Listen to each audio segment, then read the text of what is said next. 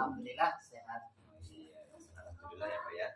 Oh iya Pak, perkenalkan nama saya Ilham Adriansyah dari SDN Sawitali 03. Saya datang kemari dalam acara terkait dengan pemenuhan tugas pada aplikasi satu ini, yaitu wawancara dengan AKS atau kepala sekolah. Jadi saya mengambil keputusan untuk mewawancari Bapak karena saya rasa jarak dari sekolah saya itu cukup dekat juga. Apakah Bapak bersedia? Insya Allah saya bersedia Mas apabila Mas Ilham ini untuk mewawancari saya nanti terkait apapun itu saya siap menjawab selama saya bisa menjawab. Ya, alhamdulillah kalau begitu ya Bapak. Terima kasih. Langsung saja ya Pak ya. Jadi pada pertanyaan pertama ini, selama ini bagaimana Bapak dapat mengidentifikasi kasus-kasus yang merupakan dilema etika atau kebutuhan moral? Untuk mengidentifikasi kasus, apakah kasus tersebut termasuk ke dalam rujukan moral maupun dilema etika, tentunya yang pertama adalah kita analisis dulu kasus tersebut, karena kasus tersebut itu masuknya kemana. Apabila kasus tersebut benar lawan salah, maka kasus tersebut akan masuk ke dalam rujukan moral. Tapi apabila kasus tersebut benar lawan benar, artinya tidak melanggar norma atau melanggar regulasi yang ada, maka kasus tersebut masuk ke dalam dilema etika. Jadi pertama kita perlu mengidentifikasi kasus dulu ya Pak ya. Ini Pak yang kedua. Jadi selama ini bagaimana Bapak menjalankan pengambil keputusan di sekolah Bapak, terutama untuk kasus-kasus yang tadi di mana ada dua kepentingan yang sama-sama benar atau yang sama-sama mengandung nilai kebajikan gitu Pak. Ya, seperti yang saya sampaikan di awal tadi, ketika ada sebuah kasus, kemudian kasus tersebut termasuk ke dalam dilema etika, berarti kan kalau di dalam dilema etika, kasus tersebut tidak melanggar regulasi yang ada. Tentunya, tetapi di dalam kasus tersebut yang dinamakan dilema etika itu pasti berbenturan prinsip-prinsip dari masyarakat, misalkan prinsip-prinsip keadilan dengan berbenturan dengan rasa kasihan ataupun prinsip-prinsip yang lain. Yang dari seperti itu kita akan istilahnya namanya membuat musyawarah, ya, mengajak musyawarah dengan dewan guru yang ada di sini untuk menentukan mana yang baik, tetapi yang lebih baik, yang terbaik kita pilih untuk menyelesaikan kasus. Jadi itu pengambilannya dengan musyawarah tadi ya Pak ya. Jadi memprioritaskan gitu ya Pak ya. Terus yang ketiga ini Pak, jadi langkah-langkah atau prosedur seperti apa yang biasanya Bapak lakukan selama ini dalam mengatasi kasus tersebut? Kalau prosedur atau langkah-langkah berarti kita diawali dari analisis kasus yang ada. Jika kasus tersebut sudah masuk golongan dilema etika, maka kita akan melanjutkan ke tahap berikutnya. Tetapi apabila kasus tersebut kita analisis di awal sudah termasuk ke dalam rujukan moral, tentunya kita sudah tidak bisa melanjutkan lagi dan kita langsung bisa memutuskan saat itu juga, karena memang kasus rujukan moral itu sangat-sangat melanggar moral, etika maupun regulasi yang ada. Jadi kita tidak bisa memutuskan atau tidak bisa istilahnya membuat keputusan yang melanggar regulasi. Tetapi ketika kasus tersebut sudah masuk ke dilema etika, kita melanjutkan ke langkah berikutnya, yaitu prinsip-prinsip apa yang berbenturan di kasus tersebut. Ya, di situ ada 5 prinsip, ya kita pilih, kita analisis lagi yang berbenturan mana. Ketika sudah kita mengetahui mana, nah kita mengacu ke berikutnya yang sudah saya sampaikan tadi, kita mengadakan musyawarah untuk mencapai mufakat supaya nanti keputusan yang kita buat tidak merugikan. Jadi seperti itu ya Pak ya. Baik. Ini pertanyaan selanjutnya Bapak. Jadi hal-hal apa saja yang selama ini Bapak anggap efektif dalam pengambilan keputusan pada kasus-kasus dilema etika ini? Hal-hal efektif yang pertama adalah ketika kita sudah menganalisis, kemudian kita harus mengadakan musyawarah mufakat. Tentunya apabila kasus tersebut terjadi di sekolahan, maka kita harus mengadakan musyawarah warga sekolah, semua warga sekolah termasuk tenaga pendidikan dan guru, dan kita harus mencari solusi-solusi yang terbaik, alternatif solusi yang dikeluarkan dari guru-guru yang ada, sehingga kita tidak terfokus pada satu alternatif yang nanti akan membuat keputusan tersebut tidak objektif. Jadi dengan tadi musyawarah ya Pak, tetap ya Pak ya, terus diambil keputusan dari beberapa yang solusi terbaiknya itu ya Pak ya. Terus ini Pak, hal-hal apa saja yang selama ini merupakan tantangan Bapak dalam pengambilan keputusan pada kasus-kasus dilema etika itu? Tantangannya itu seperti apa saja? Tentunya kalau kasus yang ada di sekolah sudah termasuk ke dilema etika, itu sangat susah untuk menentukan mana yang harus kita pilih, karena itu tadi tantangannya kita harus memilih mana yang paling baik, bukan mana yang benar, karena kasus ini sudah benar semuanya, tetapi mana yang paling baik dan yang terbaik ya, supaya kita nanti tidak merugikan atau membuat kecewa pada pihak yang misalkan yang tidak sesuai dengan keputusan yang kita ambil. Jadi karena tadi benar lawan benar ya Pak ya, jadinya kita juga merupakan dilema etika sendiri bagi kita untuk memutuskan mana yang baik itu ya. Jadi kita ambil yang terbaik dari ya. Selanjutnya ini Bapak, jadi apakah Bapak memiliki sebuah jadwal tertentu dalam sebuah penyelesaian kasus dilema etika? Terus apakah tadi Bapak menyelesaikannya langsung di tempat atau nanti memiliki sebuah jadwal khusus untuk menyelesaikannya? Kemudian seperti apa bentuknya atau prosedurnya yang Bapak jalankan untuk menyelesaikan kasus tersebut? Iya, betul sekali. Jadi kalau misalkan terjadi kasus di SD kami, misalkan ada anak yang rajin sekali, kemudian anak yang pandai, akan tetapi nilai-nilainya sangat bagus, tetapi ada anak yang seperti itu tetapi keberangkatannya itu agak kurang ya, bahkan tidak sering berangkat, itu kita harus mencari solusinya. Kita harus tahu betul kenapa ya, kita harus melakukan ya segitiga restitusi pada anak tersebut. Kenapa anak tersebut jarang berangkat padahal anaknya pintar? Ternyata setelah ditelusuri, anak tersebut tidak berangkat karena membantu orang tuanya, membantu orang tuanya perdagangan supaya dapat makan. Nah itu kan tentunya kita tidak serta-merta tidak menaikkan anak tersebut karena tidak berangkat, ya sering tidak berangkat. Akhirnya di situ kita muncul rasa keadilan dengan rasa kasihan, kita dibenturkan seperti itu. Kan itu tidak melanggar norma ya, tidak melanggar regulasi. Makanya kalau ada kasus tersebut pastinya tentunya saya akan membuat jadwal tersendiri ya, kita kelompokkan kasusnya, kemudian buatkan jadwal, kemudian kita pilih skala prioritas ya, jadi mana-mana yang bisa diselesaikan terlebih dahulu, kemudian mana yang urgent. Misalkan urgent tersebut ketika kasus tersebut menyangkut tentang keselamatan atau kesehatan dari seseorang, itu tentunya harus segera diselesaikan. Walaupun kasus dilema etika ini tidak bisa atau serta-merta diselesaikan saat itu juga, pasti kita inventarisir dulu kasus-kasusnya, kita catat, kemudian kita atur jadwalnya dan mana yang harus diselesaikan terlebih dahulu. Ya karena tadi ada beberapa kasus dilema etika ya, jadi kan nggak mungkin diselesaikan terlebih dahulu, jadi kita perlu buat jadwal ya Pak ya. Terus ini Pak, adakah seseorang ataupun faktor-faktor yang selama ini mempermudah atau membantu Bapak dalam pengambilan keputusan dalam kasus-kasus tersebut?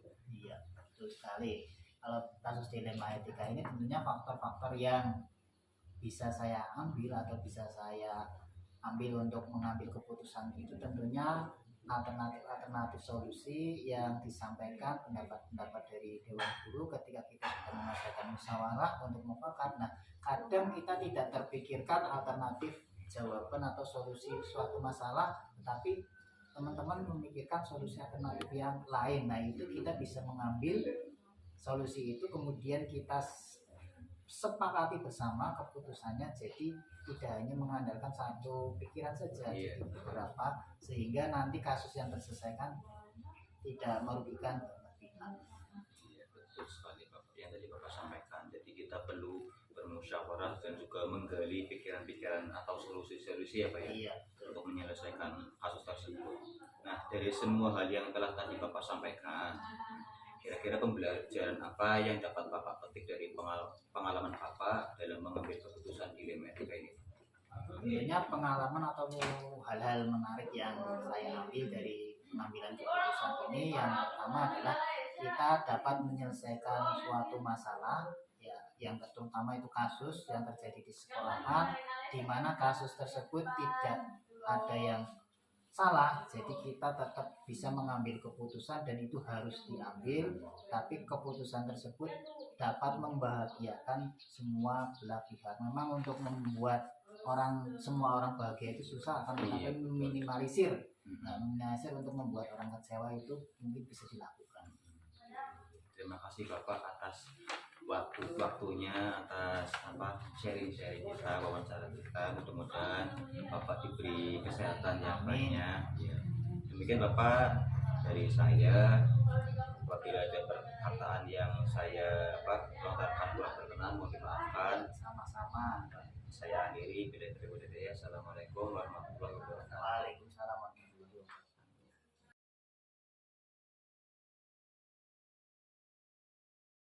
Assalamualaikum warahmatullahi wabarakatuh. Waalaikumsalam warahmatullahi wabarakatuh. Apa aja hari ini Bapak? Alhamdulillah dalam keadaan sehat walafiat, walaupun dalam keadaan sedikit flu gitu. Alhamdulillah ya Pak ya. Ya, Ini Pak, ini saya Ilham Diansyah sebagai angkatan 10 dari Kabupaten Tegal. Maksud saya datangkan di sini itu terkait dengan tugas hukum 3.1, yaitu dengan adanya wawancara pada kepala sekolah untuk mengambil keputusan terkait dengan rujukan moral ataupun etika. Jadi apakah Bapak bersedia untuk diwawancarai? insya Allah bersedia. Alhamdulillah, terima kasih Bapak ya. Ya, Langsung saja ini pada pertanyaan pertama Bapak. Jadi selama ini bagaimana Bapak dapat mengidentifikasi kasus-kasus yang merupakan dilema etika ataupun rujukan moral?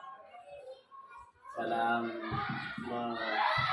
pengertian sendiri bahwa dilema etika atau rujukan moral itu berarti adalah merupakan suatu keadaan sulit ya, karena antara benar dengan benar, antara benar dengan salah, di mana itu semuanya punya keputusan yang sangat penting dan itu saling berkaitan dan juga saling bertentangan, sehingga kita harus menentukan keputusan itu betul-betul itu benar dan mana yang lebih utamakan bukan mana yang nanti lah ibaratnya. Berarti itu yang satu. Yang kedua berarti ada antara benar dan salah. Kalau benar yang salah berarti kan jelas itu benar yang diutamakan, yang salah otomatis harus tidak.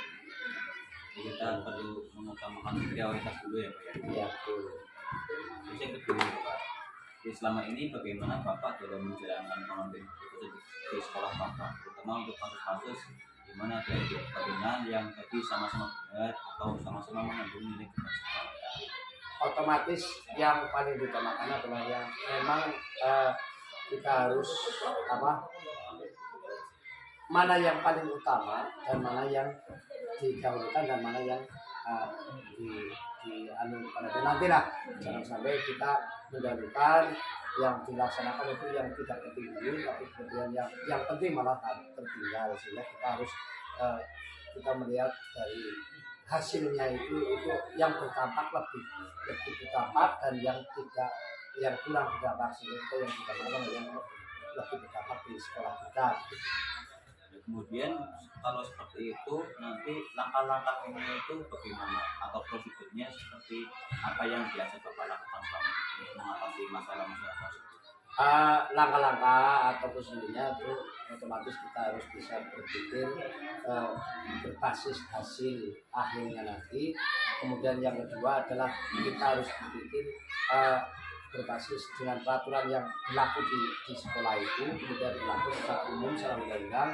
Kemudian yang ketiga terus kita berpikir yang berbasis pada peduli itu dalam artian baik peduli dalam lingkungan sekolah, masyarakat, anak didik serta teman-teman itu, sehingga yang berdampaknya lebih baik di di sekolah tersebut. Itu tentang langkah-langkah. Kemudian yang paling utama adalah yang paling langkah yang harus dilakukan adalah bagaimana agar permasalahan itu bisa selesai, kemudian bisa membawa hasil yang lebih signifikan.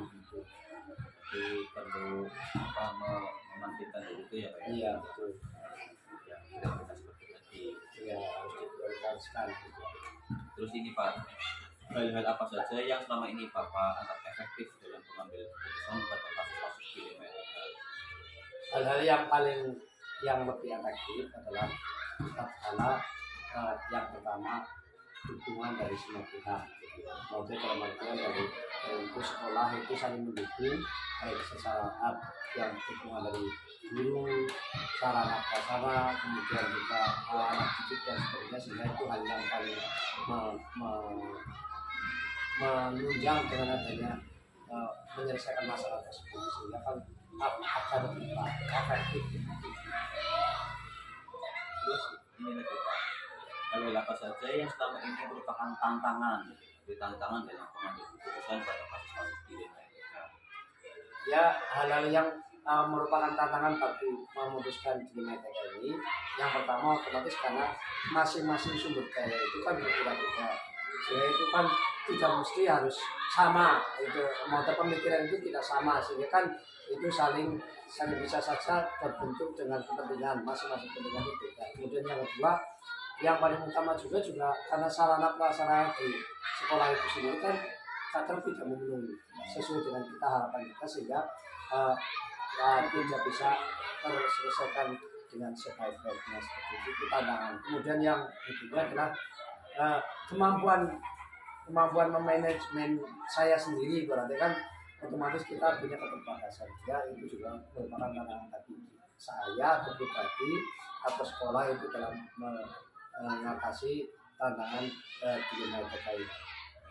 Jadi kayak seperti sarana prasarana contohnya. Ya, dengan sumber daya itu juga kan saling pengaruh. Contohnya sumber daya itu kan kita kemampuan guru kan masing-masing. Ada yang sudah memahami, ada yang belum, kemudian ada yang sudah bisa menyelesaikan dengan sebaik-baiknya, ada juga yang masih belum bimbingan, bahkan ada yang masih tertinggal jauh. Terus ini, apakah Bapak memiliki sebuah jadwal tertentu atau apa ya, seperti program untuk penyelesaian kasus tersebut? Apakah Bapak langsung menyelesaikannya di tempat atau memiliki sebuah jadwal tadi untuk menyelesaikannya, atau bentuk prosedurnya itu seperti apa yang biasanya Bapak lakukan? Dari jadwal itu otomatis kita itu harus mengidentifikasi permasalahannya. ITK itu dalam artian itu ada ringan, ada sedang, ada berat. Kalau ringan mungkin saat itu juga bisa kita selesaikan dengan secara langsung. Kalau sedang otomatis kita bisa saja dengan langsung, bisa saja dengan program yang jangkanya pendek. Kalau berat kita otomatis harus ada dari awal kita mengidentifikasi itu kesulitan apa, permasalahannya apa, kemudian kita bisa buat program itu memang ada yang programnya harian, ada mingguan, ada bulanan, bahkan ada yang sampai 1 semester bisa kita menyelesaikan dilema ITK itu, sehingga akan bisa berhasil dengan sebaik-baiknya. Terus adakah seseorang atau faktor-faktor yang selama ini mempermudah Bapak atau membantu dalam pengambilan keputusan?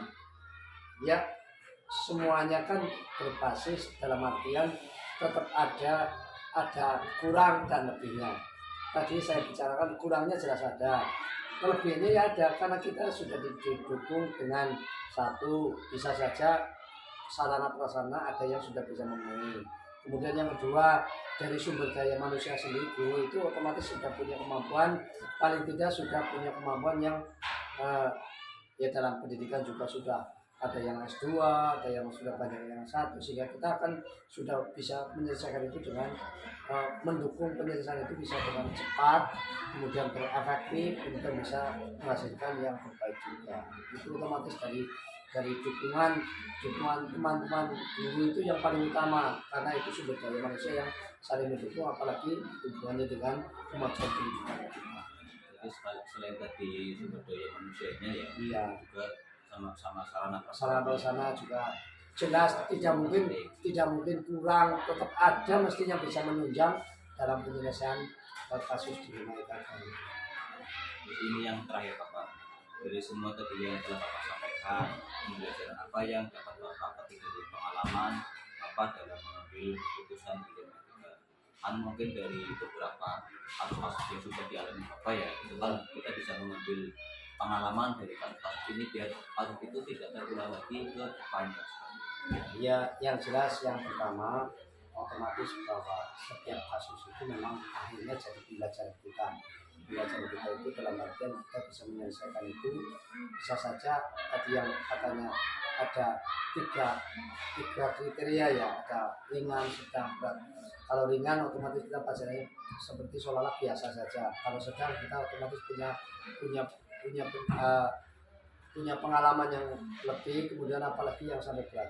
Dengan pengalaman itu, pembelajaran yang kita petik itu, kita akan lebih dewasa dalam bertindak, bersikap, bertindak, bahkan berperilaku, kemudian berbicara juga akan lebih bijak, kemudian lebih baik, kemudian penuh dengan pemikiran yang cermat, maksudnya dalam artian tidak berusaha-berusuh, kemudian asal keputusan, otomatis kan kita dengan secara bijaksana begitu. Itu dari pengalaman pembelajaran yang hasil dipetik itu dari diri mereka, bahkan dari tadi ada pemilihan benar dan benar, ada benar dan salah, kita itu bisa mengambil pelajaran yang paling berat. Baik Bapak, terima kasih atas waktunya, atas doa kita, mudah-mudahan Bapak selalu diberi kesehatan. Amin. Terima kasih Bapak. Ya. Saya akhiri saja. Assalamualaikum. Waalaikumsalam warahmatullahi wabarakatuh. Terima kasih.